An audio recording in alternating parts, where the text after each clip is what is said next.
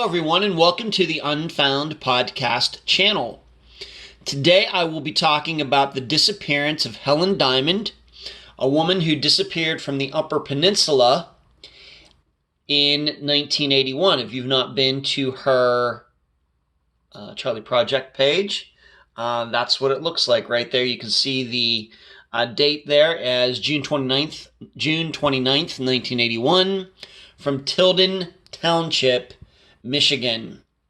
She was 48 years old at the time of her disappearance.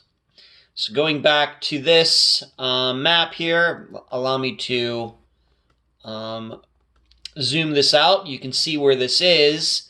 Once again, the Upper Peninsula.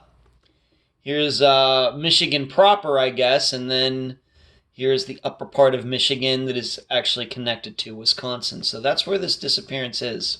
Zooming way back down again. We covered this disappearance in the fall of 2017, almost exactly 3 years ago. My, how time flies. Unfortunately, Helen's is one of those that has not been given any updates since we covered it in 2017. As you know, I've done several update episodes, I think 6 of them now, and she has never been included, unfortunately.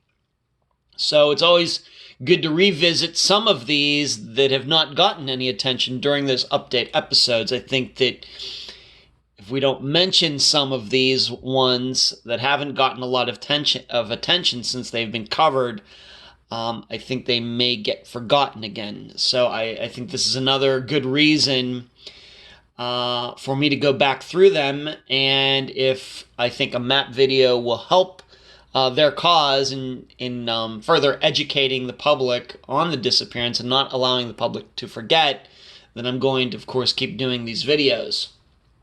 So what you are looking at here is a couple of important locations for this disappearance. Now, to just go through the facts again, Helen was out with her husband that evening, and they went to the Tilden Township Club / Hall. I'm not sure exactly what it was called at the time, but this is its location right there. They were at this gathering. Other people were there. And at some point during the evening, Helen and her husband got into an argument. It is believed maybe at least Helen might have had a couple too many to drink, maybe her husband as well. And people who were witnesses to this argument remembered her husband saying something to the effect of, "Don't do this again," as I guess meaning that these kinds of arguments maybe had happened before at public gatherings, possibly. So they get into this argument, and her husband ends up leaving on his own, leaving Helen there. And then eventually, of course, she leaves, and her granddaughter, Holly, was the guest for that episode 3 years ago, and the belief is that Helen was just allowed to walk home by herself. None of the other people there ever picked her up for whatever reason. And she left this Tilden Township Hall, and after that is when she disappeared. Now, once again, this is the location where Helen and her husband and other people were that night. 3145 County Road, PG. It's called Ishpeming. I'm not a local. I probably just massacred the name. Ishpeming, Michigan. Ishpeming, Michigan. That is the location right here where they were that evening. Now, over here to the left, 1090 County Road, PPR, although it was not that address at the time in 1981, this is where Helen and her husband lived. You can see, if I get rid of this location right there, and I zoom in, you can see not very far away at all. Once again, here's where they were. This is where they lived. It says 2 minutes, driving 1.1 miles, not far at all. Just go right down this road, make a left, and then make a right. A very short walk. Of course, if she was inebriated, if she had a couple in her, maybe that's the reason for her disappearance. But we know that the average human walks about 3 to 3.5 miles an hour at regular walking pace. So it would take her about 1.1 miles, maybe 20 minutes to walk that time, maybe longer than that if she has had a couple in her. So she should have been home fairly quickly, but of course she wasn't, and she went missing. So I just wanted you to understand the distance between where she was and where everybody presumes she should have been headed, which was home. Now you also should know, and I'm not going to pull it up on a map, put a dot on it, but Holly and her family, her parents, were living down in here somewhere. So Helen would not have passed their house to get to her own home. They lived somewhere down on this road here, whereas much farther away than where Helen lived right here. But they did not really live that far away from each other, but she would not have had to have passed Holly's house to get to her own house. Now, so that's the major part of this. Very short walk. She doesn't end up at home. If you also remember that she disappeared in August of 1981, so not very long after, maybe a month and a half later. A jacket was found, and I'm going to approximately show you, according to Holly, where that jacket was found. It was found down here somewhere. You can see on this map, Route 476. It was found over in this area right off the highway. And in going back through my notes, what Holly said at the time is that there had been an article done on Helen's disappearance, but the description of the jacket was wrong in the story. And then right after that, somebody came across the jacket.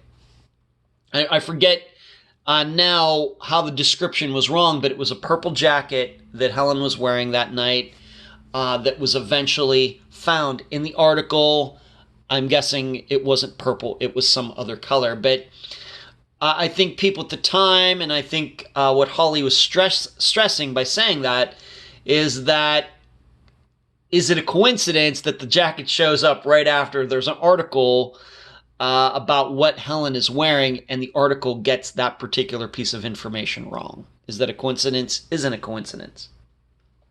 Now, what you will notice, though, is the jacket, if it was found in this area, and you should know Holly gave me the approximate location using GPS coordinates with numbers of where it was found, and she pinpointed it somewhere down in this area. It was not close. She said it was like 5 miles away from where Helen was last seen, which is over here. So this would be about 5 miles.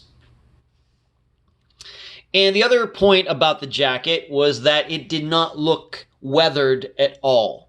It very well could have been, looking at it, that it could have been placed there the day before it was found. That's the way Holly described it.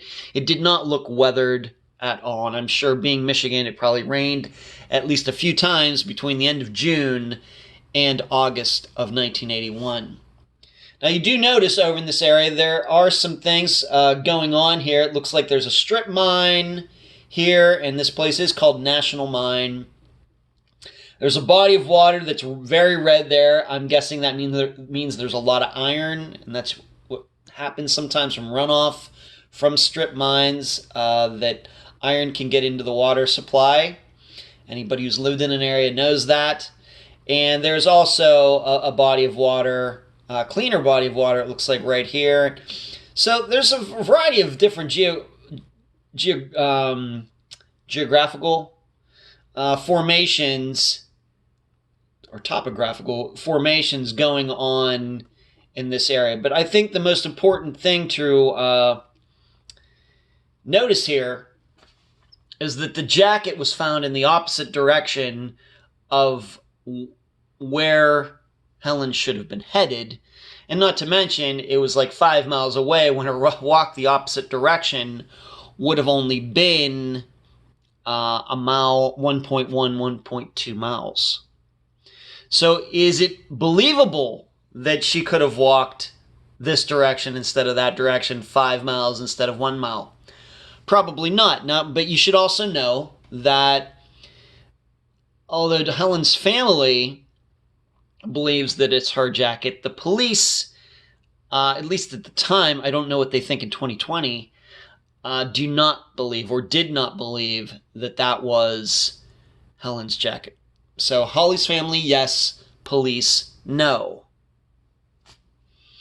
Some other important things to remember about this disappearance in looking at this is that when she didn't get home that night, her husband did end up calling at about his family, his son, somebody in his family about 3:30 in the morning, stating that Helen never did come home.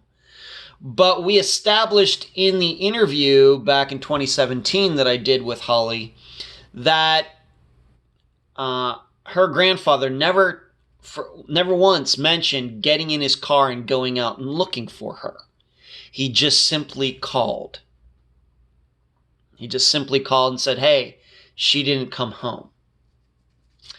So I think that's about it in covering Helen Dymond's disappearance. I think at the time, we do a lot more now than we did in 2017. I don't remember when we started doing the polling for all the episodes. I don't remember when that started. But I know the think tanks didn't start until 2019, so we never had an opportunity to do a think tank on Helen's disappearance. But I have to tell you that I am inclined to believe that her husband caused her disappearance. I'm inclined to believe that she did make it home one way or the other, or maybe he went back and picked her up and something happened then. When I hear witnesses seeing the argument that they were in, and the husband said, don't do this to me again, that sounds like something that's been continuing, and maybe resentment has been built over years, and it might have been an argument that went too far, and Helen's husband, Holly's grandfather, did something to her. I don't think that there were any no evidence of that, no evidence of any violence in his house or anything, and it's not like he ended up getting a girlfriend right after that. In fact, I had that in my notes, that it wasn't like he got into a relationship right after that. There wasn't another woman or anything. But I think reading between the lines from 3 years ago, looking at my notes, even though we looked at a couple other people, we mentioned some other people who were a little suspicious in the area. What are the odds that one of them could have come across Helen walking home? Well, it was only a mile. And would she have even accepted a ride from anybody if it was only a mile? I don't know. I think we also talked about maybe there was a shoe that was found at some point as well. What's also interesting to me is that none of these other people offered to give her a ride home.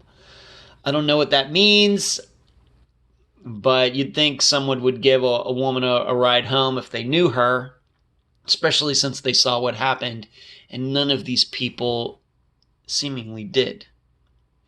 So there is the disappearance of Helen Dymond. I surely hope to do talk about her during an update episode somewhere down the road. I hope there is an update.